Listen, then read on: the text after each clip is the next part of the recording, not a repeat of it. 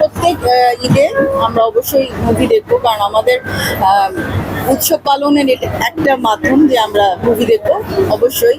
তা আমরা এই ছবিগুলো আগেই দেখতাম, মানে একদম ঈদের পরপরই দেখতাম, মানে পরে যে সপ্তাহটা পড়েছিল ওটাতেই দেখতাম, কিন্তু আমরা ওগুলো আসলে টিকিট যদি বলতে চান রাজ্জাকের মধ্যে এবার আমরা টিকিট কোনো বই পেয়েছি, বাদ যায়নি। তো আমরা দেখতে আসছি। আর আজকে মূলত আমার হাত থেকে বাদ যায়নি, সব দেখে মানে রাজ্জাকে যত বইয়ে অভিনয় করতে মনে হয় বাদ যায়নি, সব দেখেছি। সব দেখে নিয়েছি।